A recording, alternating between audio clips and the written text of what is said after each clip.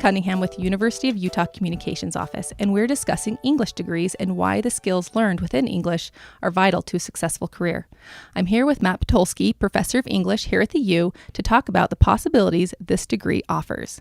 So first, let's just start with the most simple. What are students learning in the Department of English? Well, that's one of the great things about the field. We have a lot of diversity in course offerings. There's classes on everything from Shakespeare to video games. We have classes on contemporary Asian American literature, the field of digital humanities. You can learn about Greek philosophy, about creative writing. It covers a huge range of topics.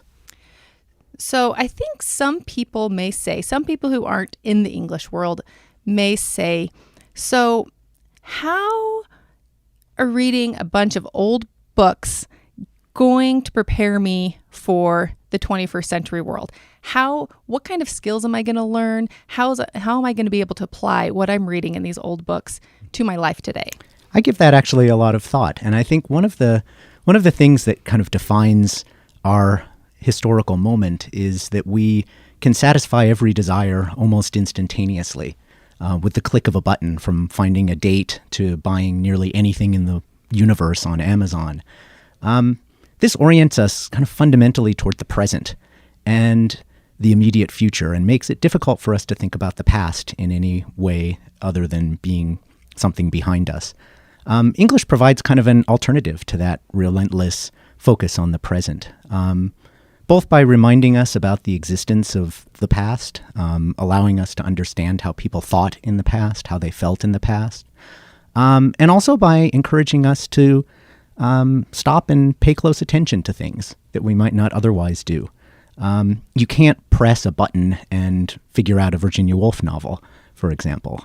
It takes time, it takes attention, and it takes care, and I think you gain a lot from that we sort of a kind of skill that we are on the brink potentially of losing if we give in to sort of the contemporary focus on the present. Could you explore in a little more detail what the skills learned are within an English degree? I think of it in terms of three basic skills. One is that we really focus on teaching students how to communicate in writing and in speaking, but particularly in writing. English majors write a lot. They get a lot of feedback on their writing. And perhaps most importantly, they read a lot by good writers. We're kind of surrounded, especially on social media, with terrible writing that's unedited and not thought very carefully. And reading good writers is probably the best way to become a good writer yourself. I can always tell students who have been readers because they just have a feel for written language. Second, I'd say English teaches an attention to details, a close attention to details. The foundation of the discipline is what we in the field call close reading, which is the skill to identify and explain details in a text. We appreciate the details. We appreciate that details may reveal something very important about the whole.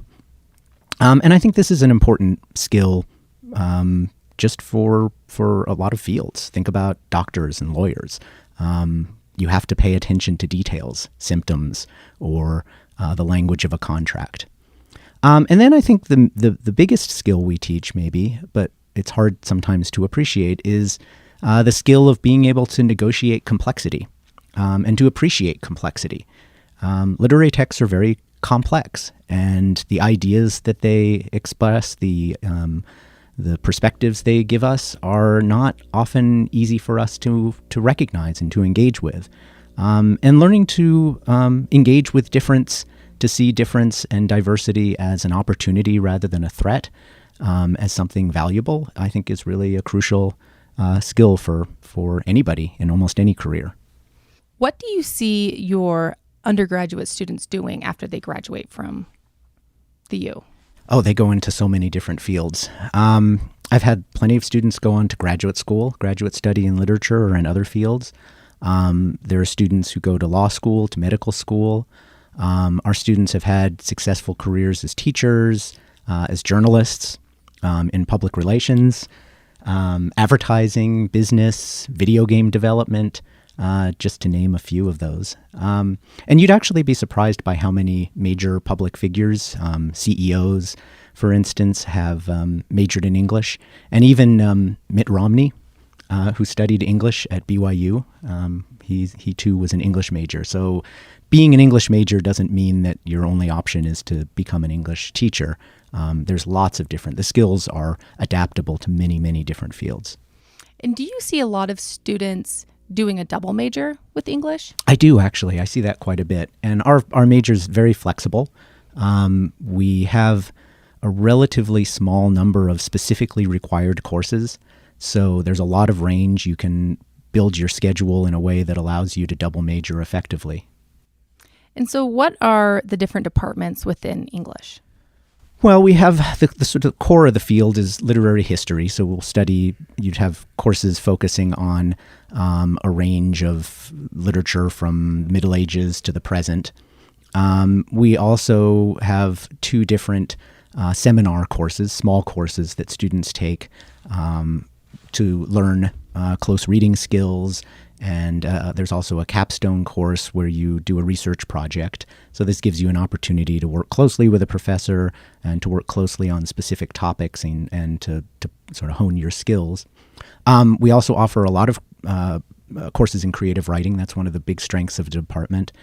And there's also courses that focus on different genres, on popular culture, on disability studies, any number of different fields that can be applied to thinking about literature. How have you seen this field change in the last 10 years, if at all? I think it's changed quite a bit in the last 10 years. It's become much more diverse in lots of different ways. I'd say both in terms of the range of literatures we look at, far more attention given to literatures by women and ethnic minorities, but also drawing perspectives from lots of different disciplines. One of the big developments in the field is an area called digital humanities, which applies methods from computer science to the study of literature.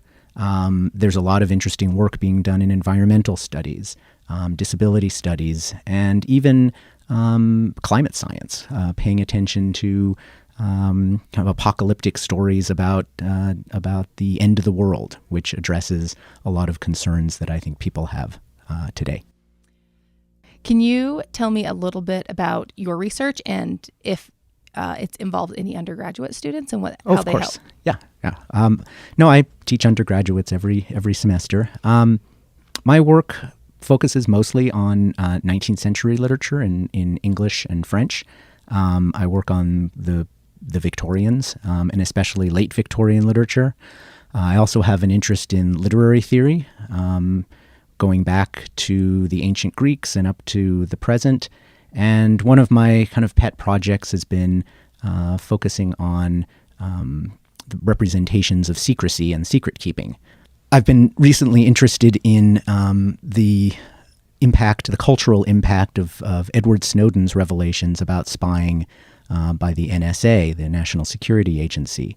And I've been looking as a result at art, at film, at literature, and lots of different areas which have incorporated some kind of attention to the sort of shock of finding out that we're being watched by the government. And I regularly teach a course, in fact, on secrecy and secrets, going back in history, but also focusing on a lot of contemporary works that concern secret keeping. Okay, so before we end, I want to ask just one more question that just came to mind. If there is one book that you think every single college student should read before they graduate, what do you think that book would be? I would probably say, this is not an English book, but I would probably say Homer's Odyssey. I think it's kind of, it always repays study. But in English, I think I would almost say take your pick of a Charles Dickens novel. Not only is Dickens he was incredibly popular in the Victorian period, But his kind of that social panorama he shows in a lot of his great novels teaches us just so much about, I think, even how to understand social and cultural conflicts today. Thank you so much, Matt. I really appreciate it. That was Matt Potolsky of the University of Utah's English Department. Visit humanities.utah.edu for more information about the Department of English and other areas of study offered through the College of Humanities.